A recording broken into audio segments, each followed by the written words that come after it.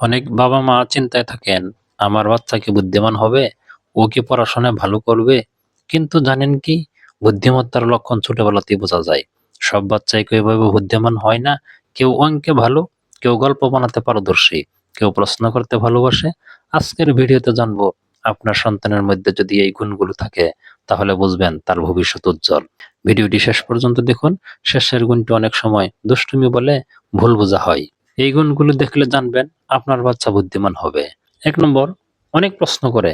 এটা কেন? ওটা কিভাবে? আকাশ নীল কেন? যে শিশু বেশি প্রশ্ন করে সে আসলে চিন্তা করছে। অনেক সময় আমরা বিরক্ত হয়ে বলি, চুপ করো, এত প্রশ্ন করো না। কিন্তু মনে রাখবেন, প্রশ্ন করা মানে মস্তিষ্ক কাজ করছে। উৎসাহ দিন, বলুন চলো একসাথে খুঁজে দেখি। ২, নতুন কিছু শেখার আগ্রহ। বুদ্ধিমান শিশু নতুন বিষয় জানতে চায়। নতুন খেলা, নতুন বই, নতুন শব্দ, সবকিছুতেই তার কৌতূহল। সে শুধু মুখস্থ করে না, বোঝার চেষ্টা করে। তাকে নতুন অভিজ্ঞতা দিন।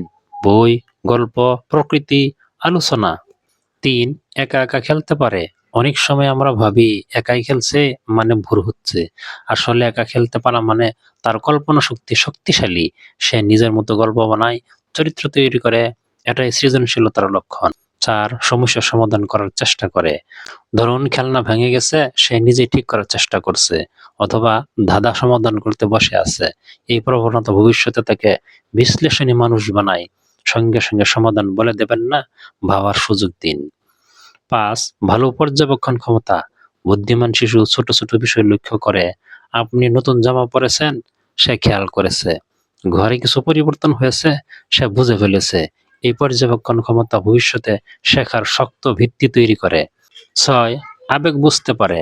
কেউ দুঃখী হলে সে বুঝতে পারে, সহানুভূতি দেখায়। এটাও বুদ্ধিমত্তার অংশ। শুধু বইয়ের জ্ঞান নয়, মানুষ বোঝার ক্ষমতাও বড় বুদ্ধি। ৭, দুষ্টু কিন্তু সৃজনশীল। অনেক সময় দুষ্টুমি মানিয়ে খারাপ ভাবা হয়, কিন্তু অনেক দুষ্টু বাচ্চাই খুব সৃজনশীল। সে নতুন নতুন আইডিয়া বের করে, কিছু খুলে দেখে ভেতর কি আছে। মনে রাখবেন, সঠিক দিক নির্দেশনা দিলে এই দুষ্টুমি ভবিষ্যতে উদ্ভাবনী শক্তি হয়ে ওঠে। ৮, দ্রুত শেখে কিন্তু সবসময় মনোযোগী নয়। কিছু শিশু খুব দ্রুত বিষয় বুঝে ফেলে, তারপরে বিরক্ত হয়ে যায়। তখন আমরা ভাবি মনোযোগ নেই। আসলে হয়তো সে চ্যালেঞ্জ চায়। তাকে একটু কঠিন কাজ দিন। নিজের মতামত দেয়।